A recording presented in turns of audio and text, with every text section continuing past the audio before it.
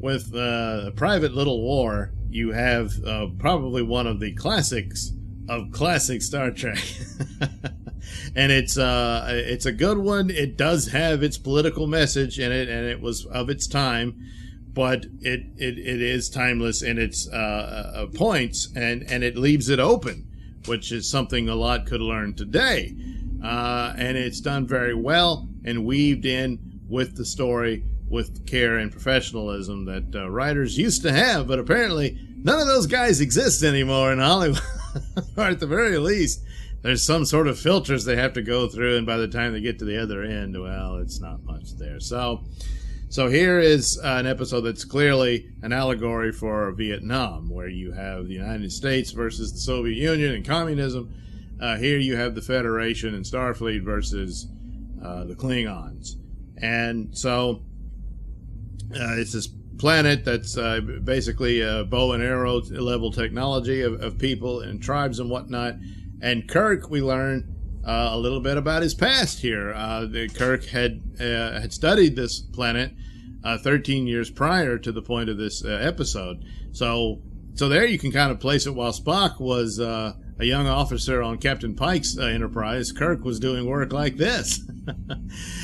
Same thing that McCoy had done in a previous episode, the one where Julie Newmar was pregnant and, McCoy had to take care of her and all that. Again, involving lesser developed cultures and vying between the Klingons and them. So kind of this similar setup, but this time it was a place Kirk had visited, and nobody knew who he was except one guy that he revealed himself to and swore him to secrecy. So Kirk could closely study this culture and whatnot. Well, all of a sudden there's, and he describes it as peaceful and it's a paradise and everybody gets along and it's lovely. Then all of a sudden there's gunshots. So the tribes are split between the white wigs and the black wigs. Now, one of the failings of the show. Now, keep in mind they're aliens, so who's to say what their hairline would look like? But the tribesmen are all in these really god awful wigs. And so the white wigs, they don't have flintlock rifles, but the black wigs do. And of course, Kirk suspects, and we later learn it's true, they were supplied by the Klingons. And the Klingons are stirring up trouble. Apparently the tribes got along, they traded with one another, but the Klingons came in and told the black wigs, hey man, why don't you just take it, instead of having to deal with these guys. And so they're like, all right. And so now the war is on. And the worse it gets, it's impossible to go back. So Kirk wants to investigate this. While they're studying the planet on a follow-up, they hear the guns go off. Spock gets shot and has to go back, and it's a touch and go. But they just so happen to have an experienced surgeon on board who understands Vulcan physiology and all that. So it's okay for McCoy to go off with Kirk and beam back to the planet and do some investigating. So where's this guy when they need him other times? I guess he was just, he just happened to be doing a little tour on the Enterprise for a brief moment until he gets where he's going. He hopped a ride. So anyway, so there's Spock. He's out of action now, having to recover from being shot. So they beam down, and then with the Klingons in the area, the Enterprise is trying to hide from the Klingon ship that's also in orbit of the planet. To avoid any conflict, and Scotty had warned the captain they might have to leave orbit, so you'll be stuck on the planet, and Captain Kirk says, yeah, well, whatever. So they beam down, and then suddenly Kirk is attacked by an albino unicorn ape that has a poisonous venom in it, and so now Kirk's in dire straits, but McCoy tries to call back, he can't, the Enterprise is gone. So then Kirk in his fevered language tells McCoy that Tyree, his buddy, his tribe, they have a cure for this. So he goes over there. Turns out the cure is a witch woman that happens to be married to Tyree. So she performs this witchy ceremony over Kirk with some sort of weird root and stuff. And what do you know? It works. Heals him and all that. She had to cut her hand to do it and heals her. But now, as a result of all this magic, Kirk is now bound to her and cannot deny her any wish she may ask of him. Now, look, you don't need to cast a spell on Kirk in order to get him in the sack with a woman. She just got to ask. So, and of course the woman's hot and everything. And apparently she was, I guess, a member of the Black Wig tribe, as her hair is black, but I guess she was disgraced or something, and she wanted Tyree at the time because Tyree was in a position of leadership, and so she went for the top job. And she's a bit of, well, not a bit of, she pretty much is Lady Macbeth. She's constantly pushing him to go to war, to get weapons, and, you know, take the aggressive, move against the Black Wigs.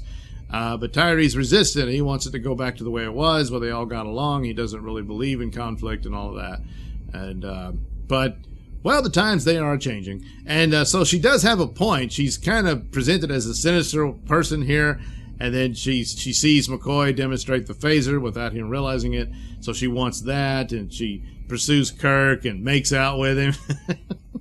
Casts her spell. Again, didn't really need to, but she does.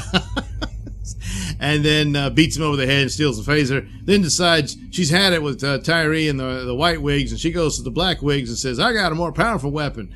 And then they just ignore her and start beating her up and trying to gang rape her. It didn't work out so great.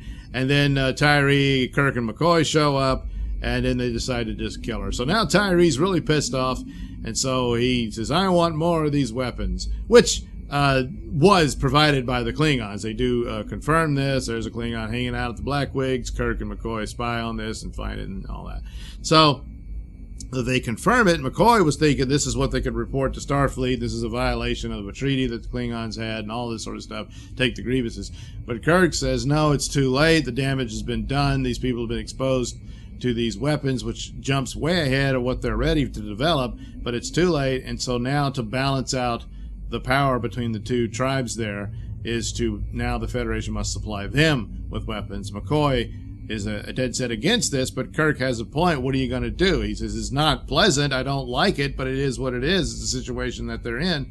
And McCoy's situation to do nothing, are just, reported up the chain of command and all that, which they could do, and then complain about the Klingons. Meanwhile, the Black Wigs will completely wipe out the White Wigs. So complete genocide. And then the Klingons move in, and that's what the Klingon's actually telling the chieftain is you'll be the governor of a Klingon planet, and all this sort of stuff.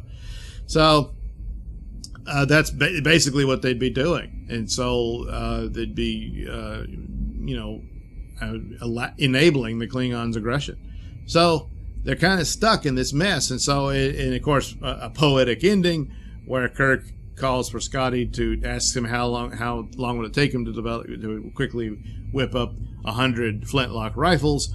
And Scotty's like, come again, and then Kirk says, serpents, Mr. Scott, 100 serpents for the Garden of Eden. So that's what it is in that, the Garden of Eden story where man was a naked animal and completely innocent because he didn't know any better, and then he bites the tree of knowledge, and now he knows good and evil. So it comes at a terrible price. So this is what it is here. It was once a nice paradise, but thus bringing home the point of the prime directive and that philosophy that the Federation tries to hold to.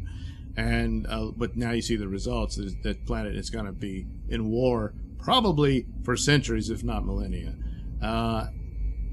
Instigated, not naturally, but from outside forces, the serpents, the Klingons and the Federation have brought this about. So there you go. Now, I was joking with my brother about this, where, there was rumors that they want to do a reboot of Kirk for the new season. I don't think it's going to happen. I think the current status of Star Trek is dead in the water.